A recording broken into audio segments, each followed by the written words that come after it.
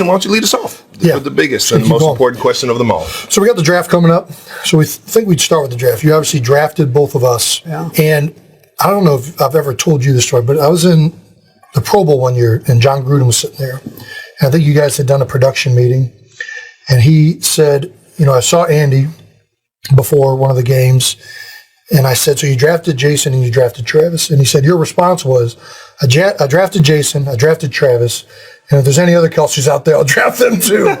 So I'm asking you right now on the spot, why my daughter is 3 years old. If you're still coaching in 18 years, can we get another Kelce draft pick? Oh, yeah. Absolutely. Yeah! Absolutely. You got it, why? You got it, baby girl. Do you remember what led to me getting drafted? And do you remember, I think we all remember, what led to him getting drafted, because all three of us were on the phone that day. I guess, what's the story behind mine, and then we'll talk about Travis's. Yours was real easy.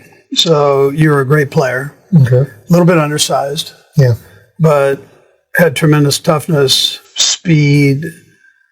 You were smart and dirty tough. And so that was an easy decision. Yeah. And we needed a center. Yeah. And so you fit in. We just got rid of all that linebacker stuff and you gave you the hard mud and cut you loose. Yeah. This guy, I saw play against Temple. Yeah. And my son kept telling me, this tight end is unbelievable. Kelce's brother is like incredible. I mean, he's 265 pounds. He's a beast. And then I get him. Scouting. I know. Then I get him. He's like 240, but that's okay. But I remember this. I'm going to bring back a memory for you. Game's over. They just destroyed Temple. And I come over to the locker room. You're there with your mom. Yeah. And he comes beep up and out and just giving me the business. Yeah. Like we're long lost friends. And I'm going, deep down, I'm going, if I get my hands on that son of a buck, I am going to rip his heart out. But I play along with it. Yeah. I play along with it. Cocky. Jamie is cocky. Yeah. But listen, I knew the roots. Yeah. So for the first 5 years, it was a war. The last 5 years have been unbelievable. He traveled the country to 50 states, dating 50 girls. I knew this show would be. Easy. Yeah. This show would be easy. Yeah, this is nothing compared to that. We've named plays after it. We've had our fun. And that play has been a hell of a play for us, Coach. No, it has. Constant 7. Not that show, though. Not that show. Not that show. We won't rerun that show. I don't think anybody's rerunning that. Do you think, so back to draft night, does Travis get drafted if you hadn't drafted me and knew me already? With the red flags that were kind of out there around him? Yeah, that would have been tough. If you were in the league, I still would have called you. Yeah. Yeah, I would have called you. Somewhere I would have called you. Yeah. And checked on him. Just to make sure, because I had heard the rumors about him. Yeah. What do you think now, having known those rumors and now having coached him for 10 years? Oh. Yeah, so like I said, for like the first 5 years, those rumors were pretty close. Yeah. For the next 5 years, they've been awesome. Yeah. I mean, I've watched him blossom into a leader, and he's always been a great player, but tremendous leader, big heart, teammates love him. You're not the only leader in the family. Yeah, I know that. No, Trav. Show your personality, baby. That's right. That's one of the beautiful things that I think is behind your coaching philosophy is everybody gets to lead in their own way, and Trav does it his way. I do it mine. I think Travis's personality, he always cares about his teammates, always wants to win. He's just a little bit young and trying to have a little bit too much fun, but it's caught up. Never have too much fun. Well, I told both of you guys, let your personality show. Yes. He threw the flag at the official. That was amazing. You picked it up and handed it to him. That's the difference. Huh? That's an amazing clip. So I don't even know if we need to ask this, but who did you yell at most the rookie year, me or Travis? Well, I was hoarse with him. Yeah. No every voice day. left. It was every day. It was every day, baby. Hey, listen, that's how you know that's how I knew that you saw something in me, though. So you already know. I never reacted in a bad way, did I? No, that's you didn't. I'm saying. I was always ready to just rock and roll, baby. Yeah. No, you were good with it. You already know. It's all you young guys out there. Don't be afraid to get yelled at. We got to ask this. Was Trav is very upset that he wasn't the first tight end drafted his draft year. Was he the first tight end on the Chiefs draft board that year? He actually was the first one. Really? Yeah. You're not making this up. No, in hindsight. No, we were going to get him. That's who we wanted. That's who you wanted. That's who we wanted. Yeah. Gosh. Yeah, John Dorsey was a part of this. I mean, you can double check with John, but that was a slam dunk. Yeah, He was going to be a chief. I love that. I'm here. I'm fired up right now. Sorry. All right, well, you got to get it. All right, let's keep it going then. Career rewind here, Coach. Let's talk some coaching stories. And let's talk a little coaching in the NFL. When did you first know that you wanted to be a head coach in the league? Yeah, so I wanted to be the best line coach ever. Okay. That's what I wanted to be. College, and then if the pros worked out, it'd be the pros. Yeah. And then Mike Holmgren said, I need to get out of the box, which he was a quarterback, so I listened to him, right? We listen to the quarterbacks sometimes. So I jumped out of the box and coached the tight ends. And then he goes, you got to get further out of the box and go coach the quarterbacks. So I coached the quarterbacks. And then once you get in that quarterback room, then you go, you know what? There's a chance this thing's going to happen. Yeah. And so just because I'm coaching Brett Favre, who at that time was the greatest quarterback ever, right? So I was very fortunate to have that opportunity. And so then I had an idea that there'd be a chance. Do you think coaching offensive line helped you? No, absolutely. Right. Yeah.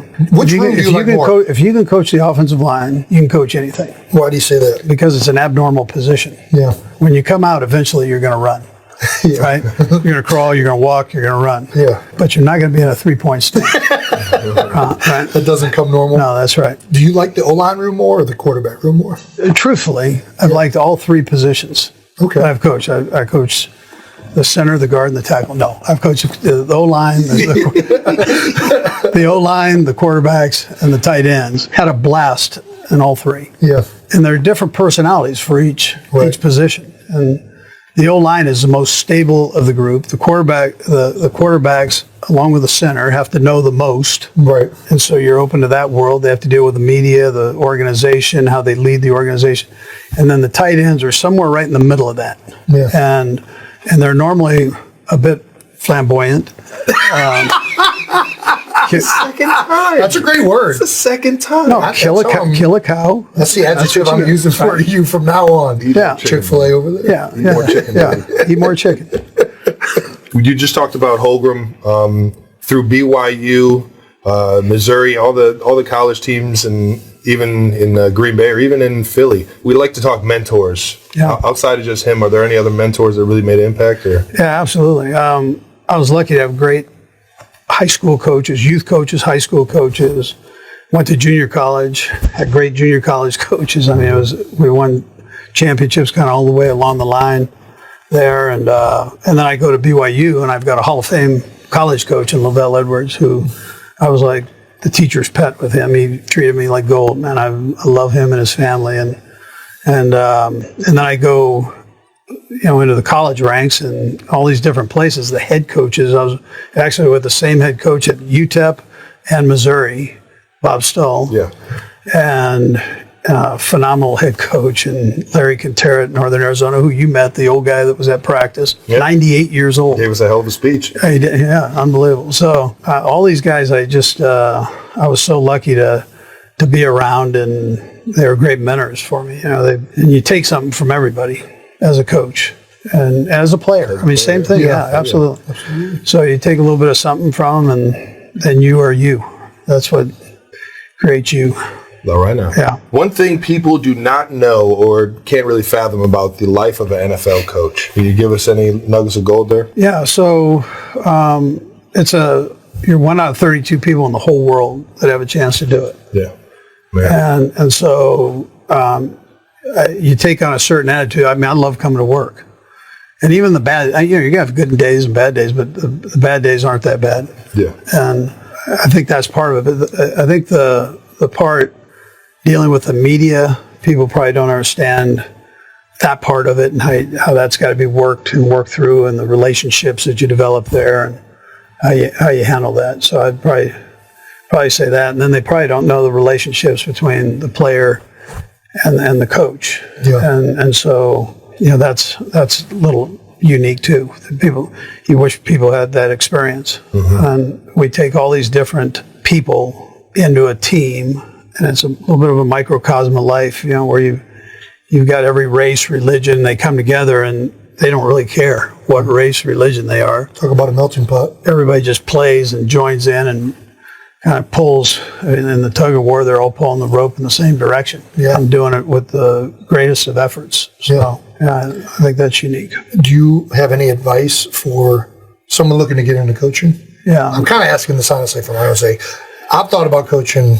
Sure. Because I love coaches. Yeah. I love the game. I love the X's and O's of it. What is the advice that you would give anybody out there looking to get into coaching? Yeah, so I think one of the things that helped me was starting low. Yeah. Not that you have to start at San Francisco State, where I worked for another great guy, Vic Rohn. He was a Hall of Famer too. So. Yeah. But Coach Tom Melvin, baby. Tom Melvin, that's right. All right. First evolution of my coaching career. Started with Tom and ended with guys out here, man. Yeah. So, you start at a lower level at the pro ranks or college ranks, and you work your way up, so you get to see the whole picture. Right. And then you appreciate it as you go, and you develop your ability to teach, because really that's what you do. Right. As opposed to being put in a real high position right off the bat, and expectations go way up, and then you have one bad game, and in this league that's like dog years. I mean, you lose one game and it's like you've blown the season. So, you don't want to be put in that chair right away. Yeah. You need to be weathered. Yeah, you need to be weathered. Calloused. Yeah. I got to ask you this, all coming off of that.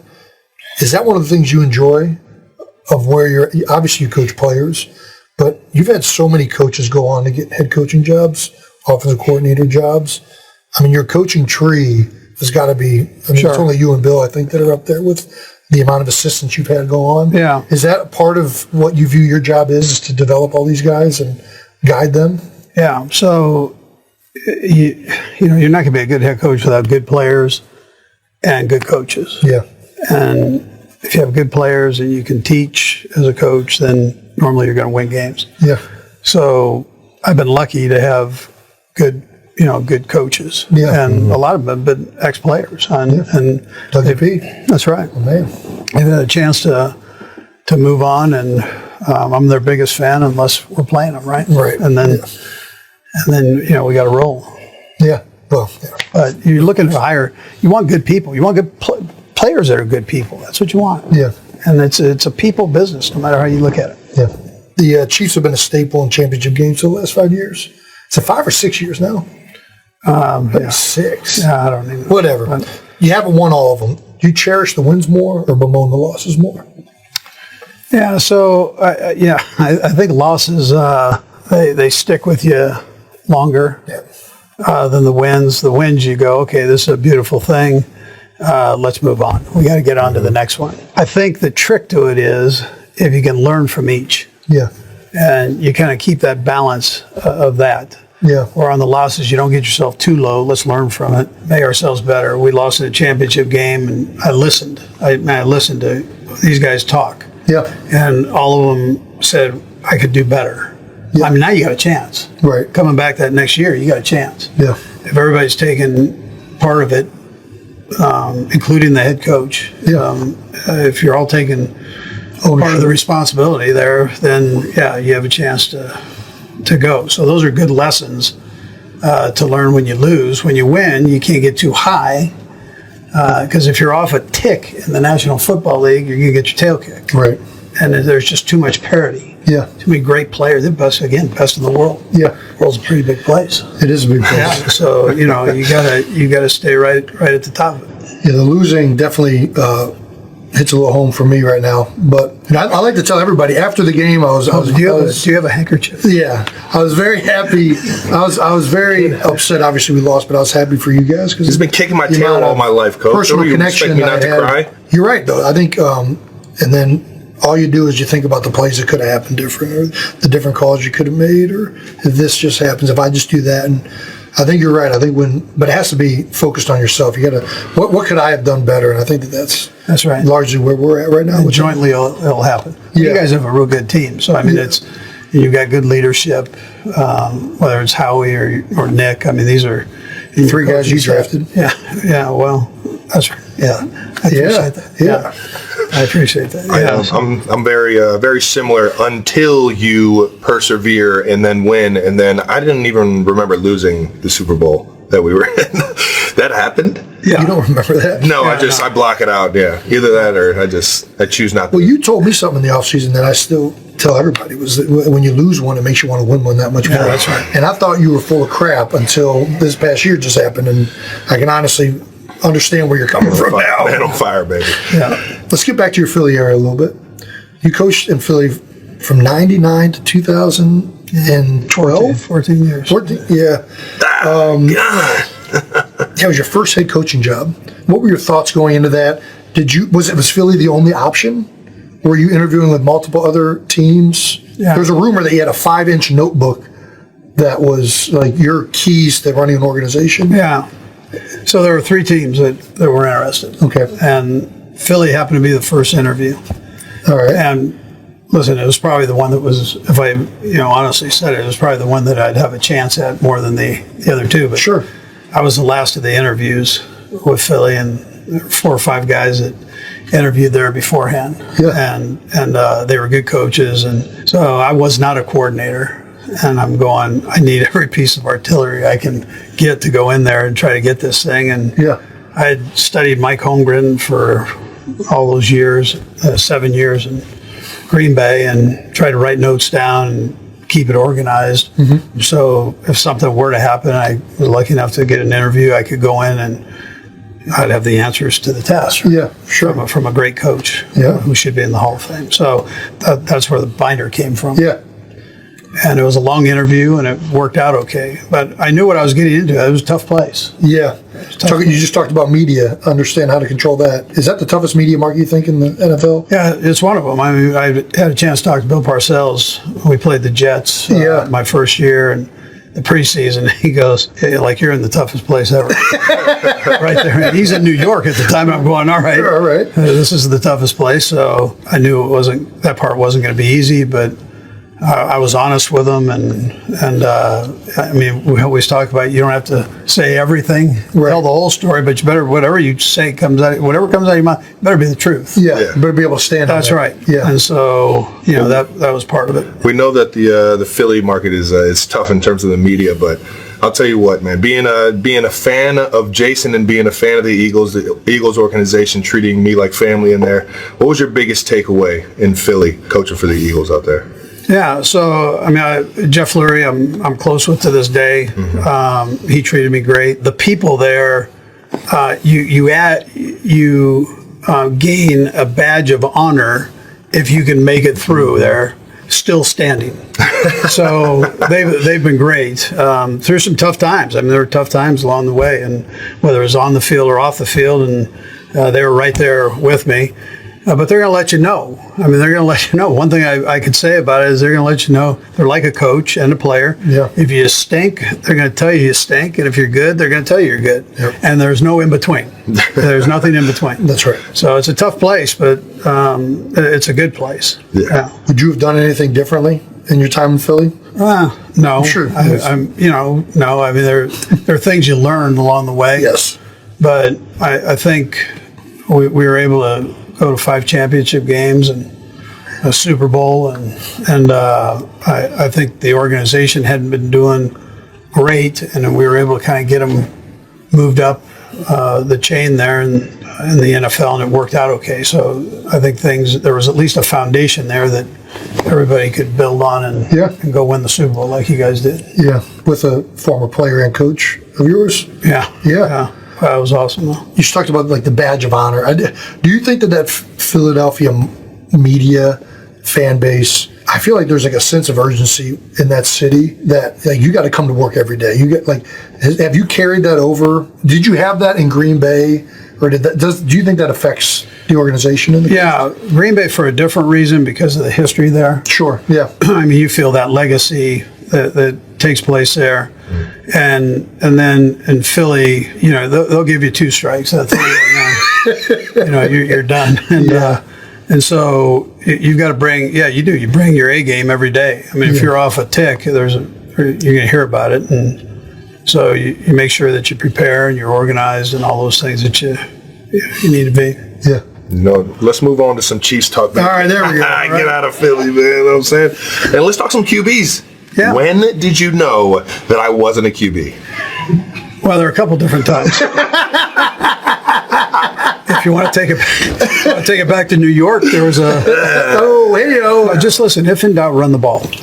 There you go. 80 yards. He wants it. He told him. He has said the coaching point you told him, which is Travis, do not throw this ball. You're not making a read. No. It's either there or you're running it. No, he wanted to see if he could beat my punt, pass, and kick record. It was a good throw. It was a dart. Yeah, it's a wrong. And then we come back and we've got this play. We called it Black Pearl, and it was a beautiful thing. Yeah. And we get Tyreek to toss it to Kelce, and Patrick goes in the end zone, and although he almost stepped out of bounds and he should have been deeper, but one corner plays both of them. And like your brother, hold it. And your brother, I'm not going to talk to him. I'm not going to look. Yeah. But your brother choked. Yeah. So he got there, and it was. Oh man. And then hold it. Not only that. So this is like in the first, second quarter. Yeah. It ruined him the rest of the game. I didn't even want to be there. Yeah, I didn't even want to be there. Good thing Tyreek had 300 yards. Now this guy's got like the best arm ever. And this was like a 5 yard, not even a 5 yard. He could have run it in. It was all bad, man. It was all bad. But he came back. Third time's a charm, baby. That's right. Came back. Third time's a charm in the playoffs. We needed it survive most. in Philly. No, seriously, when did you know that Patrick Mahomes was the real deal? Was it watching him at Tech or kind of getting him in the building? Yeah. I give credit to Brett Veach on that one. Because Brett, shout out to Veach. Brett was a scout at the time, and from the first time that kid played, Dorsey and I had tapes on our desk, and said, you got to watch this guy. You have to watch him. And for 2 years, or how many ever years it was, we watched this kid, and Beach goes, this is the best guy I've ever seen. I mean, he's that good. And Beach did the Southwest or Southeast area, and that's the hotbed. And, so Doris and I go, yeah, this guy's pretty good now. So about 2 years later, and then I think once he stepped into the league, and he did that game at Denver, where we wrapped up our playoff spot. Oh, yeah. And he got to jump in and go in a game. I mean, he did what he did in practice, what he did at Tech, and I go, that's pretty good. We had Alex Smith at the time, who was also good. Had his best year. Yeah. We said on the show that Matt Nagy secretly gave Pat the answers to the draft interview. Did you know that he had the answers? And did that interview impress you if you did not? Yeah, so listen, Veach. No. So Veach and Nagy were teammates. Delaware. They were in cahoots. Yeah. Dead giveaway. So I had a couple little curveballs just to throw in there. Just a couple little curveballs. And he handled them. But Nice. I knew. Pat Mahomes can hit the curveball, baby. That's right. Just a couple curveballs. That's good stuff. What goes on in evaluating a QB from a coach and like the GM perspective? I think you got to get to know the guy and see what he's all about. You go to the combine and the answers are kind of packaged there with answers, and I think that's easy. You don't get a ton out of him. But you get a guy, you lock him in a room for 8 hours, and then you go over a whole install, make him spit it back at you, and then throw questions at him on how you'd handle this. By the time you get done with that 8 hours, you got a pretty good feel on what the guy's about. And we did 6, I believe it was 6 of them that year. And it was their day in the building here. And so by the time they left, I think we were pretty accurate with it, actually, as we went through and have looked now with the history part of it. Yeah. We were pretty accurate on our evaluation. It takes a lot of time, though. Yeah. When you're evaluating quarterback, is there anything what makes Pat Mahomes, in your mind, so much different than every other quarterback out there? Like, what is unique about him? Well, if he's in a bind, he just throws it to him. It's not a bad safety. I tell you, he's got a good way about him. He was raised in a locker room, so he's got that feel. Yeah. He's a natural leader, but he's humble. Yeah. He's easy to coach. I mean, he's going to listen. You can coach him hard, and then at the same time, he wants everything you can throw at him. Yeah. And, both of you guys are great players, and if there's one thing I've noticed in coaching over the years is the great players want you to give them one more thing so they can even be greater than what they are. So they're always asking, hey, what do you got? What do you got? What do you got? And I saw that with Brett I saw it with Reggie White. I mean, I saw it with the different guys, Sterling Sharp, all these guys that phenomenal players, and Brian Dawkins, and the list goes on. So, right. But they just want to give me one more thing to make me better than what I am. And so it's a great driver for a coach to do. But anyways, that's Pat's got that. I mean, he wants you to load him up and challenge him, and he's going to work, and he's dedicated. I mean, during the week he's not going out. No. He's going to stay in and study and do his thing, and all the time. Yeah, that's how he rolls. Well, he has a bunch of ridiculous records. One of the most ridiculous is his come from behind record. When it's in the heat of the battle, and we're kind of in that that trailing position, what does it feel like when you see Mahomes out there just take control of the game? Like, what is that feeling for you as a head coach? Well, it's a little bit like in the Super Bowl. I'm not telling you this not to rub it in or anything, but it's all right. It's going to be all week for me. We'll get you that handkerchief. Just hang on. I'll lend you my shirt. A little bit. Everybody in that locker room knew that we had the ability, if we just straighten a couple things out, to come back. That to me is reassuring as a coach. But you got to have the players that believe in that. Yeah. So it's one thing for the coaches to believe in it and say it. It's another thing when you're saying it to guys that truly have that feeling in their heart. So 10 points we know isn't a big thing, and 20 points, 21 points is not a big thing. We've done that, and so that's a good feeling from when you're sitting in the head coach's seat. Right on. Yeah. Well, I'll tell you what, you were dialing them things up, Coach. All right, let's keep talking some Super Bowl 57, man. So we just won our second Super Bowl. Did the second feel better? How did it compare to the first one? Yeah, I think it did feel better, actually. And it wasn't because it was the Eagles. That's not the reason. It was the first one was a whirlwind. It just, everything was moving fast. Right. And then the second one was weird because of COVID. Mm-hmm. And we lost. And then the third one was just, you were able to kind of step back and take everything in. Yeah. And you still know that there's a challenge ahead of you coming up for the season, but you're able to enjoy it for that moment there. And it was just, I'll remember that part where the first one was a little bit foggy. Just rapid fire now. Yeah. I hear you. Everyone's pretty excited, huh? Did you feel more pressure the first time or the second time? First win or the second win? We want to talk about this. I'm not. Listen, I didn't get caught up in that. Yeah. I'm not. I didn't feel the pressure that way. You feel the pressure to do well, like if that's a pressure. It's that angst that drives you. Mm-hmm. That you want to. You want your guys to show well. They busted their butt to get to this point, and let's just do that. Yeah. And then let the chips fall where they may. If it's not good enough, then the other team's better. But let's not go out and lay an egg. Yeah. Let's not do that. How is it seeing guys that you drafted and former players that you've coached over the years? How does that feel seeing them across the field and playing against them? Yeah, that was weird. That was different.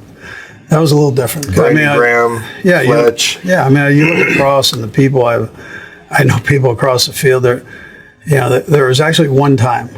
I probably shouldn't even say it, but I'm going to say it because it's you two, and nobody else is going to hear it. So there was one point where I was back talking with Pat. My back was to the field, and I heard the cheer, and I turn around, and your tight end caught the ball. Yeah. And for a minute, I went, "Hey, nice." Hey. You can get this. It was weird. Goddard. But it was just the one time, and the rest of the time I was all red. Yeah, I'm not gonna lie. There was after I think it was either the first or second touchdown they scored, and that dang on Fly Eagles flies coming on. Yeah. I got caught going like this just a little bit to the Fly Eagles fire. I'm like, no, snap out of it. Snap out of it. Yeah, no, it was like dueling banjos, man. It was back and forth. So all game. Great game. It got deemed the Kelce Bowl. Yeah. Should it have been, in our mind, it should have been the Andy Reid Bowl. Because you had your fingerprints over both organizations in such a way. I don't know. I just think has that ever happened in the NFL where a head coach has played his former team that he was with for over a decade, players that he drafted, coaches that he coached with, the front office. I mean, I don't know. Yeah, that was weird. I don't know if it has. It was a great experience. Yeah. I thought it was unique. But when I saw your mom's shoes, I go, this is the Mrs. Kelce. She was rocking. Those are Hall of Fame shoes right That's there. right. That's right. Those are Hall of Fame shoes. They just threw those things up in can, baby. I know. I saw it. I like it. Shout out to Mama Kels. And coming into the league, the offense has changed so freaking much. I mean, traditionally, I'm the U tight end, but Fasano was the Y tight end. It's a very power, run-oriented offense, especially with Jamal Charles. And I just feel like this tight end position has kind of changed throughout it all. I just wanted to kind of see it from your point of view. Have you just created an offense with 4 wide receivers, or is the tight end position still available in this offense? Yeah. So we call it a tight end. Yeah. It still has the Y in the playbook. That's right. It's unique because of how you put your flair on it and your ability to work in space and do all of that. And so it's changed. It's changed the game. It's given a lot of tight ends that maybe aren't that inline crusher an opportunity. Mm-hmm. And then with the rules that the league has put in for offenses to flourish, it's given the tight ends that opportunity to flourish, and a lot different role. Yeah, I guess how's the league changed? I got to ask this now because I mean you've been coaching for a long time. How has the league changed? Yeah, so I give you an example. When I was in Philly, Green Bay, went to 3 Super Bowls, right? 2 in Green Bay, 1 in Philly, and there wasn't a snap that any of the quarterbacks on the team that I had an opportunity to coach that was in the shotgun. Holy cow! And today, very few times Are you under center now? it's probably less than 50%. Are you short yardage, goal line? Yeah. So I mean, it's evolved that way. Technology has evolved the game. The media and that parity that you get by the league rules, but also by players knowing each other and what everybody's doing on every team because of the iPhones and that stuff, communication. TV copies and everybody's mic'd up at all times. That's right. Players go from one organization. I mean, we can tell you how many times your heart beats in a practice. I mean, that wasn't the case back when. Right. Yeah. So who wins? A team from today's NFL or a team from one of those Green Bay teams? I still think they would compete for sure. Yeah. The talent and the size and that are similar. San Francisco's doing it. They're a little bit tighter, often a little bit more under center. Yeah. There are a few other teams that are doing that type of thing. Shanahan offense. Yeah. So I think it would work. I would think, though, that you'd have to bounce back. When we lost the Super Bowl to the Patriots in Philly, we had to get into the gun after that with all the AA stuff that was going on. Is that what they did? Yeah. So we that next year we started popping back into the gun. Yeah. And you'd have to incorporate that in there. But other than that, I think the talent is very similar. We did a lot of 2-back stuff back then. There's not a lot of that in the league. San Francisco would be one of the teams. The fullback has kind of been eased out of the game a little bit. Now teams try and do some of that fullback stuff with the second tight end, the off position. You can kind of get to some of those runs, but it's not the same. Yeah, it's different, a little bit different. Mount Rushmore of fast food burgers. What do you got? Yeah, so my grandson's been hammering me on this. Every Little League game we go out for cheeseburgers. So I go Town Topic, which is right down the road. I go Five Guys and Whataburger to support Pat. I mean, we got to do that. I still got to go. Texas Whataburger Doesn't make enough money, right? So I'm sure I'm missing one, but those are the ones that we hit, and I need to stop hitting them. They're starting to hit back, right? Town Topic's good any time of the day too. It's a late night diners. The diners are Jason's gig too, so we might have to stop. Oh no, it's the best. Here. 6 seats. All right now. What's your favorite play call of all time? Well, it was Snow Globe. Yeah, I like that one. But it's more of a ring around the rosy. How'd you get Snow Globe? Well, it was. I mean, it was at Christmas. It was a season. Yeah, reindeer. Rudolph person and all this. So that was kind of fun. Yeah. What's the narrative about Andy Reid that you feel is unfair or maybe not correct? I'm really a skinny guy. It's just the cameras put a lot of weight on me. Me too. No, listen, I don't know. Probably that I don't have a sense of humor. Well, we're clearly dispelling that right now. Okay, good.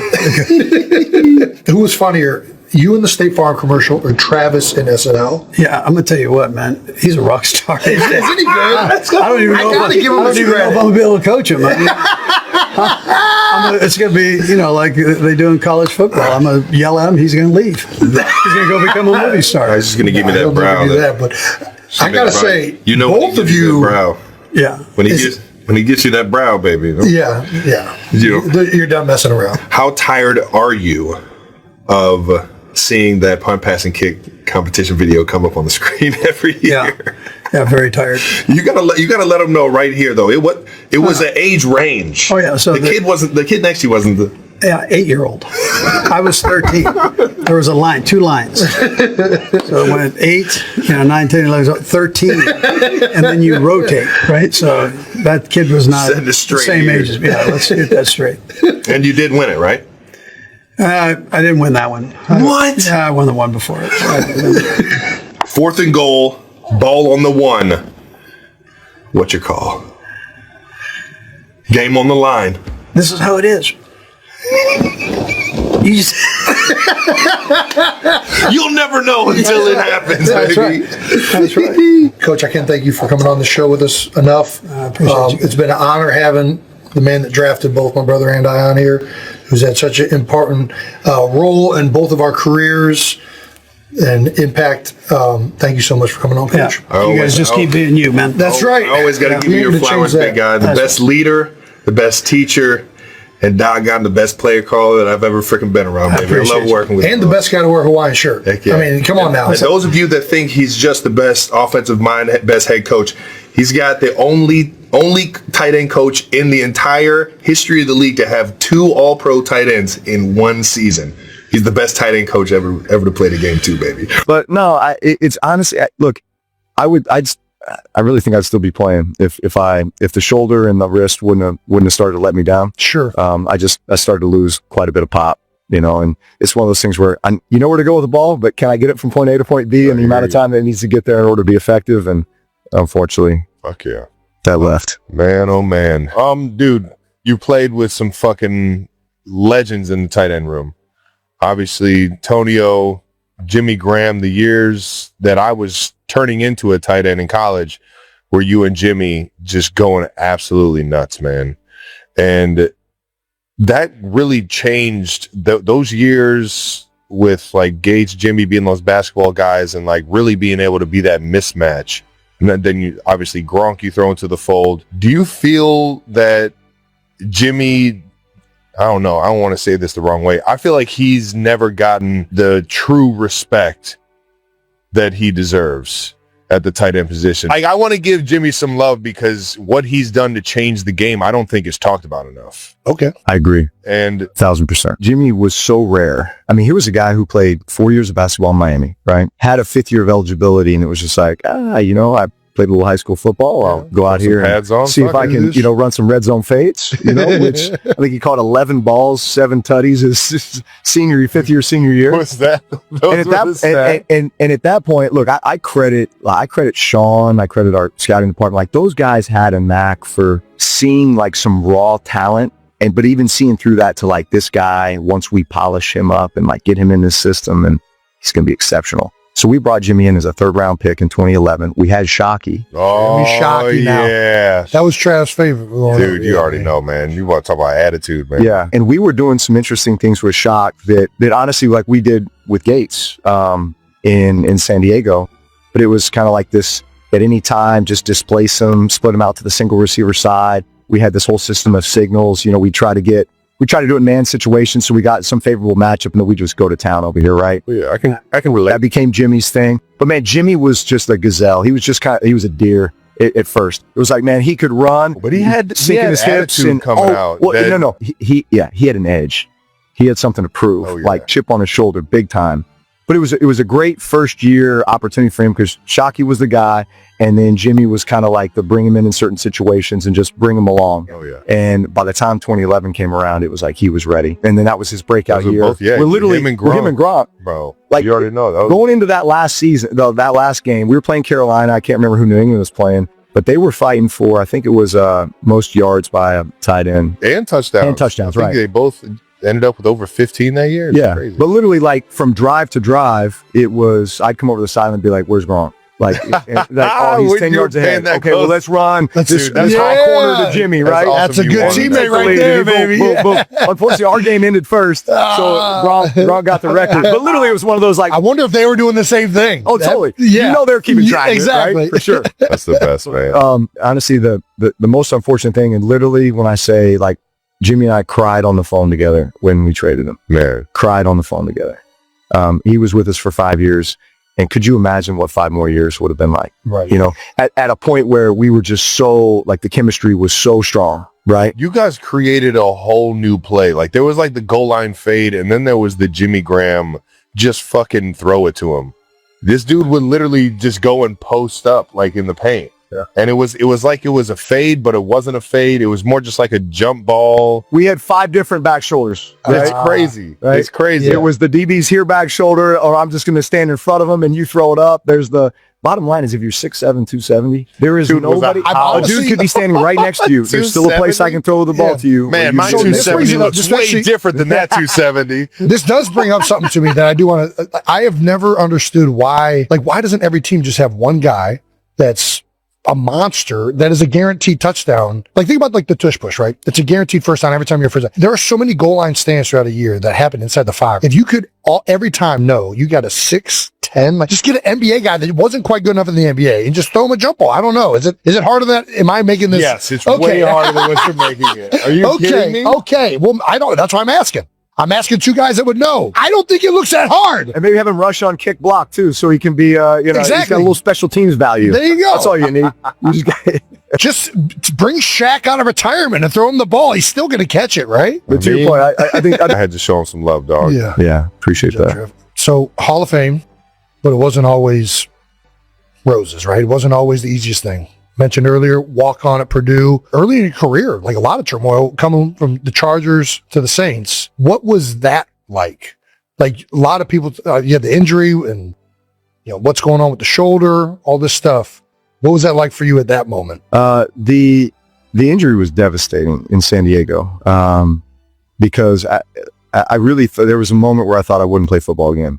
I mean, I'd been through a lot with the Chargers. I got drafted there in the 2nd round to back up Doug Flutie, which was the best thing that ever could have happened to me because Doug Flutie was my style of quarterback. We were both undersized, right? He was 5'9.5", $180, right? But the guy had played 22 years of professional football. Right. 4 different leagues. He was Mahomes before Mahomes from the perspective of like the niftiness Magic. making and just plays, making off it the happen cuff, outside. yeah. And we would do a lot of under center stuff because it was kind of a bit more pro style, 2-back, I-back field, running power, running different weak lead schemes, and, You got LT, and then the play you're gonna action, utilize LT, that. right, and Lorenzo Neal as our Yes! fullback, right? Dude. Low. Yeah, man. And Doug Flutie at times would backpedal a 7-step drop from under center. When's the last time you saw that? This is like Fran Tarkenton stuff, But like he was just an old school dude. Yeah. He did push-ups, sit-ups, ran hills, and played basketball. That was his like strength and conditioning program, and just threw the ball, just played ball. He was like backyard ball. Hell yeah. But he was the epitome of, I got to get the ball out a little bit sooner than normal. Just put a little air under it, right? Throw that little Little air 2-ball, time. man, Just little right? air time. Just lay it over the wheel in front of the safety to that end cut before he's out of the grade. So like his level of timing and anticipation was second to none. So I learned so much just from observation and watching him. Had a chance to compete against him my 2nd year, won the job, and then he backed me up for 3 years after that. Now I was benched 3 times in those 3 years with Marty Schottenheimer. Yeah. The first one I deserved it. The second one kinda. The third one I didn't think I deserved it, and I was pissed. Yeah. And had a knockdown, drag out, screaming match with Marty Schottenheimer on the sideline in December in Pittsburgh, and then in the hallway after, and then in his office the next day. no. Holy cow. And at the end of the day, like I knew this. Marty was always making decisions that he thought were in the best interest of the team, even if I didn't agree with him. Yeah. But I love the man, and he developed me in so many ways: character, leadership, But I love and respect that man so much. But finally kind of got to the point where through those ups and downs and through that adversity, I'd earned the starting spot, made my first Pro Bowl in 04, kind of team goes to the playoffs.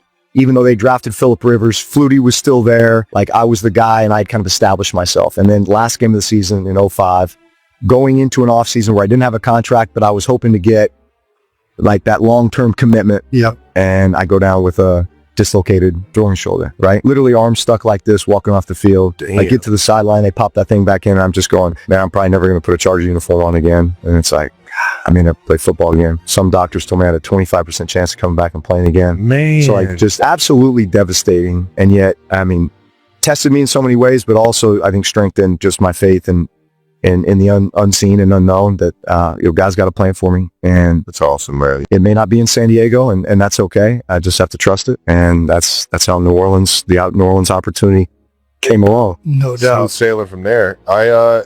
Dude, do you think the QBs in today's game are on a real short leash? Does it feel like that, or do you think it's fair still that you gotta show up when you're called upon? I think we do most of them a disservice. I mean, look, there's high expectations, right? And Exactly, I think it's the coaches are on short leashes. The fan bases, want a winner now.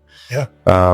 I mean, you look at Sam Darnold and everything that he's overcome. I think Man. it's a highly inspirational, No story doubt. and journey. And there's a few others like that. Baker Mayfield, kind of a similar situation. I think there's so much to play in this position, as you know. That's why I got out of there, dude. Former Q. Exactly. Always ready for the double pass. Whenever. always ready for the double pass. So, like you said, I don't know if I can get it there anymore, so I'll just lateral it. I can still pitch at 5 yards. I'm good. Yeah. I think there's in most cases too, these high draft picks are going to teams that obviously have a lot of holes to fill as well. Yeah. So I think who was it? Aikman was saying Aikman had a that very a good lot of quote these this year. organizations are failing these QBs more than they're failing It's these true. organizations. Yeah, it's true. I mean, when you play the game long enough, you can pinpoint it. You can see which ones that are, maybe getting that disturbance that you're talking about, and others that are just, need to make those strides. I would say this. I mean, look, I sat for a year behind Flutie. So valuable for me. Mahomes sat for a year behind Alex Smith. I'm sure. So valuable for him. Brady sat for a year behind Bledsoe. True. Aaron Rodgers sat for 3 years. Jordan Love sat for 3 years behind him. There is something to sitting for a period of time because you will glean a ton. And then when it is your time, a little more of like feeling like you've earned it too, and this is my opportunity. I've been preparing for that. But seeing a player playing the position and how they prepare, like I do remember this vividly. When we drafted Carson Wentz, they purposely went and got Chase Daniels because he was with you in New Orleans. And like they were showing Carson how you prepared. Yeah. It's like, we're going to get in at 6 a.m. We're going to do this. This is how Drew prepared. And like all of that, like it's so important to have that perspective of it for some of these young Qs as well. I have two theories around when a quarterback's going to be ready. Yeah. Number one is having a great veteran backup or veteran starter who starts in front of you for a period of time before you then have the opportunity, which is kind of what we just talked about. Right. The second is I think you need roughly 50 high-level starts before you are really like there and ready. Yeah. Those high-level starts could be college. Okay. Like plenty of times we've seen this potential drafted, but they only had 15 college starts. Well, if that's the case, it's going to take them 3 years before they're ready. I'm just telling you, right? So then start looking at the guys like Brock Purdy. Brock Purdy, a undersized, all these things, like 50 college starts at Iowa State. So I can tell you, most of the times when they stepped foot on the field, they were the underdog. Yeah, big Right? ball, He was having to He was play. throwing a lot of They were balls having to too. punch well above their fighting weight. Oklahoma, to- Texas still in the conference, everything. Right? Yeah, You know what I'm saying? in some You know what I'm big saying? games, yeah. So he comes in and you're like, okay, he's got some experience. Like he's got something to him. Hence why maybe this success happened a little bit quicker. And he's playing for a really good team with some good players, right? There's some other examples of that. But yeah, I think it's the number of starts really has a lot to do with their readiness. Yeah. I think to step into that role too. Okay. I like it. How about I got Chase Daniels making a hell of a fucking living in the Dude, NFL, huh? We don't need Hey, to come on, stop. Hey, all three of us played with him, I dude. know. I love Chase. Chase lives down the street from me in Does San he? Diego right now. Yeah, Hell yeah. I got to bust Chase balls. I think the last stat I saw, the most money earned per snap in the NFL than any man in I've history. heard that same stat. I think it's got to be Chase, well done, bro. Well done. Hacked it. Hey. Hacked the system. Hey, but to his credit, always fucking ready. Always ready, always prepared. First one in, last one out guy. Dude, you talk about like chip on the shoulder. I messed with Chase. I'm like, dude. Him at Mizzou was fucking fun Yeah. to watch. Him and J-Mac. Yeah, I was like, I've never seen a quarterback in the NFL shaped like high school nose guard, bro. But you did it. Bro, you did it. Huh? You made it. Oh my God. You're here. You did it. That's great. That is great. Chase the best. I love you, Chase. That's so good. Back to your career. You go from the Chargers and you end up in New Orleans. First of all, how close were you to ending up in Miami Dolphins? Miami, yeah, close. I mean, on paper, like that was an obvious decision. It was Miami all the way. Miami had Nick Saban. They had just come off a 9-7 season where they won like the last 7 in a row. So they kind of had it figured out. Defense was lights out. Zach Thomas, Jason Taylor. Oh, yeah, Saban baby. leading it. Their offense, I loved all their coaching staff. Mike Mularkey was the OC. Jason Garrett, quarterback coach. Yeah. Hudson Houp was their O-line coach, who had been our O-line coach the year before when we had won the division. Loved HUD. They were running the same offense that we were running. Like Miami Dolphins. I'm sitting there eating dinner on Wayne Huizenga's yacht. He's there at dinner talking about, hey, we're gonna go play golf in Scotland every summer with Dan.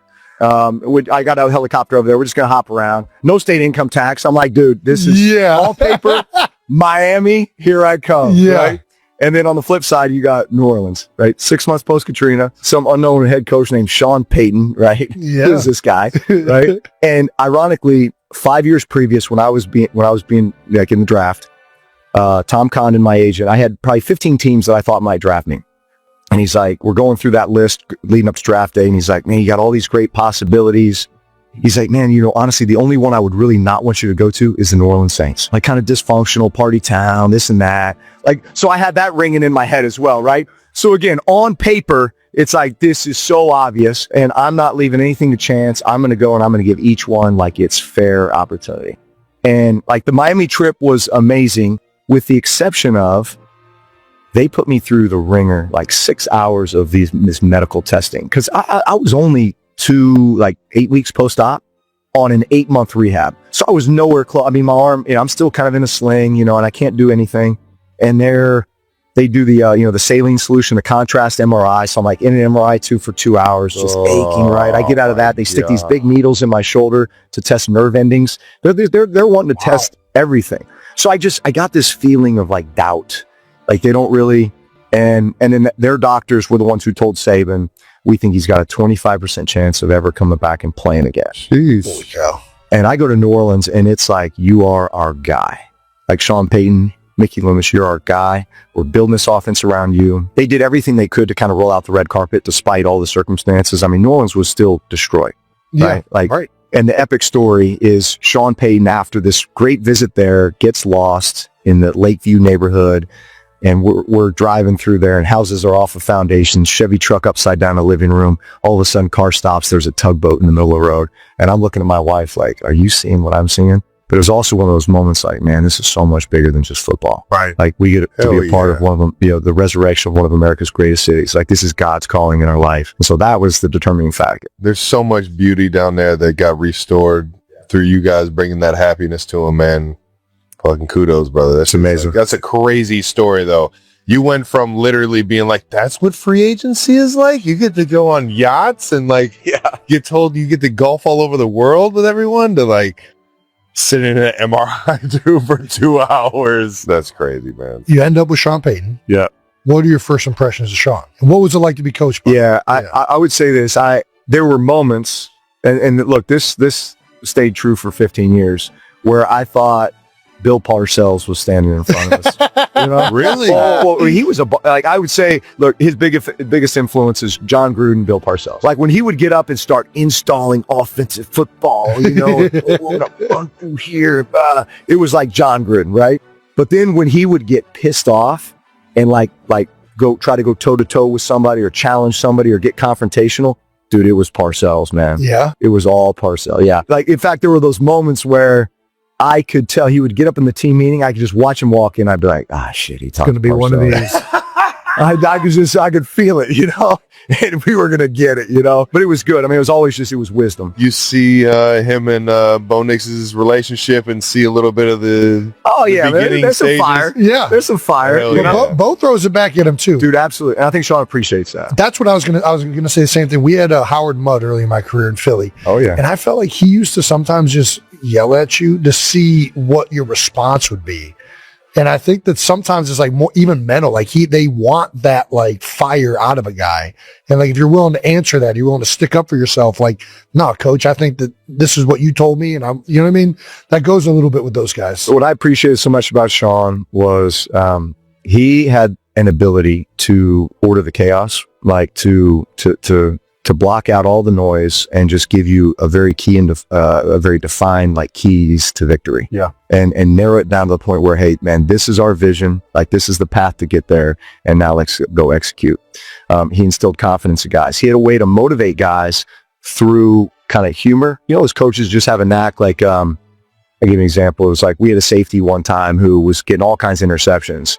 But he wanted to bust his balls in practice just to kind of keep him honest. So he's like, hey, DB's like, he's going to intercept it, but we got to block everybody because he's slow. He's slow as molasses. They're going to hawk him before he gets to the end zone. So we got to block everybody in order for him to get in. Like, he would just make comments like that, just in case you started, getting a little bit pretty good about yourself, Yeah, like, he just keep you honest, hold you accountable, So he had a knack for that. And then I would say just like his open and honesty to you. He was always open door policy. Come see me anytime you want. If you want to talk about anything, you may not like what I have to tell you, but I'm always going to be honest with you. Come on now. Listen, so guys come up there, I'm not happy about my playing time or this and that. He's like, okay, well, let me tell you why. But now let me tell you how we can rectify that or how we can fix it, how we can get better than that. And he would give you that path and that vision. And he was amazing at that. That's awesome. Those are the kind of guys you want to play for, man. I got to ask this too, like, very opinionated guy, offensive genius, Sean Payton. Yeah. Hall of Famer, one of the most brilliant minds in the game. Yeah. What was it like game playing with you guys?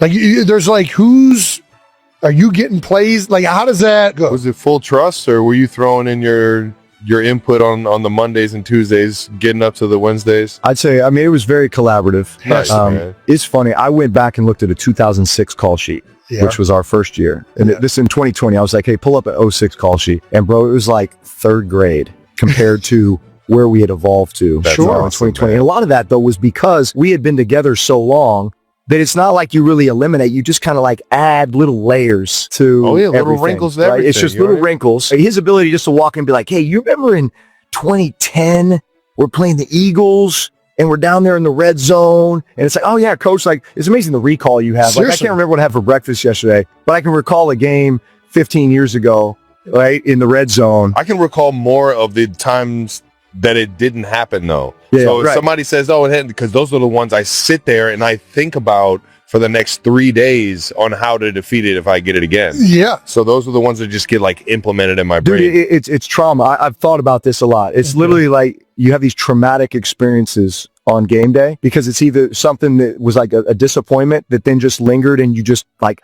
hyper analyzed for the next week. Dude. Right? Or it was kind of like one of those like a bit of fear, and it was like some chemical reaction in your brain that just like seared it. I'm getting goosebumps right now thinking about this. Yeah, seriously. Yeah, for sure. But trauma, I like that. No, staring at the ceiling. Why didn't I go left? Outside release this one. Yeah. That's it. That's all I had to do. No, but you're right there. I wonder what it would be like as a young quarterback coming into a system though that was literally like a 15 years worth of, PhD work to get it to that point. Right. And then all of a sudden it's like kind of having to go back to, square one. Right. Because we did evolve so much and there was such a level of trust. Like it got to the point where I knew what he was going to call, when, how, why, right? That whole play caller's intent. I mean, we were just so much on the same page. That's awesome. And then the communications on the sideline were awesome. Like fourth down, you got to play. You like, hell yeah, coach, I got one. All right, let's go. That's awesome. Hell yeah. It's the best kind of moments, man. All right. We got to ask you this. We've been asking this for a little bit.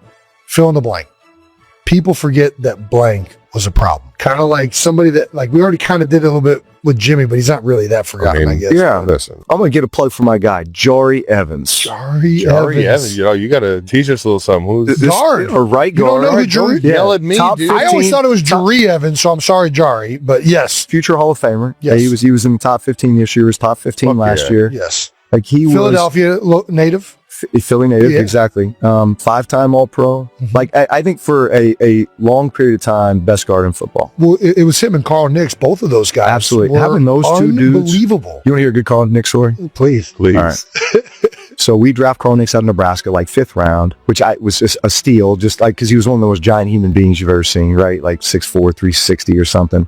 So we have a bunch of injuries. All of a sudden, he's starting at left guard. This is 2008, his rookie year, like week 2 or 3. So like, dude, he's fish out of water. And we're short now at O-line too, because the guy had gotten hurt. So we're hot practice outside New Orleans, and he's taking every rep, first team, second team. So he's like 35 consecutive plays in, and he's just dragging, sucking air, like it's thick outside. And O-line coach Doug Marrone is just on him. And like, I'm stepping up into the huddle again to call a play, and Carl is just kind of bent over, just sucking air. And Marrone, just to kind of make a point, he goes into the huddle to grab Nix to, like, you know, stand him up. And I don't know what came over me, but like, I just have a rule that when I step in the huddle, it's my huddle. I want all eyes on me. I'm leading this. Yeah. And so when Marrone stepped into the huddle, I didn't even think about it. I just reacted. I grabbed Doug Marrone and I threw him out of the huddle. Oh my gosh. And I said, I got him. Yeah. And I looked at Nix, and I was going to kind of help him up and be like, come on, big fella, let's go, 10 more plays, whatever. Yeah. And Nix just kind of stood up, like bowed his chest down. He looked at me. He's like, man, nobody's ever going to touch you. Like, you got my back, boy. I got That you is for life. Awesome. During a lighthearted preseason podcast moment, Andy Reid showed a rare emotional side when speaking about Travis Kelce. Known for his calm and humorous demeanor, Reid briefly bowed his head, eyes welling with tears, before saying, "Travis, you know how much I love you. Watching you grow up, not just as a player, but as a man, that's what makes me most proud." The heartfelt exchange quickly went viral. Fans didn't just see a coach and a player, they saw a bond that felt like father and son. From Kelce's early days with the Kansas City Chiefs to championship glory, Reid has stood by his side. When Kelce entered the league as a charismatic young talent, Reid believed in him, helping shape him into one of the NFL's greatest tight ends and a key figure in Kansas City's Super Bowl triumphs. Yet for Reid, the proudest achievement isn't the rings. Titles pass, he shared. But the way you live, the way you love your family, and now building a home with Taylor, that's the real victory. Kelce was left speechless, while his brother Jason Kelce nodded beside him, visibly moved. Since going public with his relationship with Taylor Swift, many have noted a new level of maturity in Kelce. Reid praised Swift as intelligent, composed, and respectful of the team environment. "I see you're happy," Reid said. And when a player is happy off the field, he plays better on the field. Reid also recalled meeting Swift at Arrowhead Stadium, where she took time to greet staff and ask thoughtful questions, an impression that stayed with him.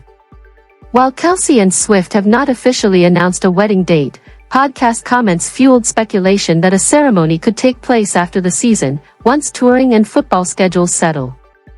Many believe the event would unite the worlds of sports and music in one of the year's most anticipated celebrations. When asked whether he would give a wedding speech, Reid laughed. "If they need some embarrassing rookie stories, I'm ready." The studio erupted in laughter, easing the earlier emotional mood. What resonated most with fans was Reid's reflection on the private struggles Kelce faced over the years. "There were times when I needed guidance, and I listened," Kelce said, his voice cracking. Coach was always there. Inviting him to the wedding would be like inviting family. The clip quickly amassed millions of views, with fans from the NFL community and Swifties alike sharing messages of admiration. One popular comment summed it up: "This isn't just football. This is family." As the new season approaches, Kelce remains focused on chasing more championships. But beyond the field, he's preparing for a different chapter, building a future with Swift. Reid closed with words that deeply moved listeners: "I've seen you lift the Lombardi Trophy. But the day you stand at the altar might mean even more."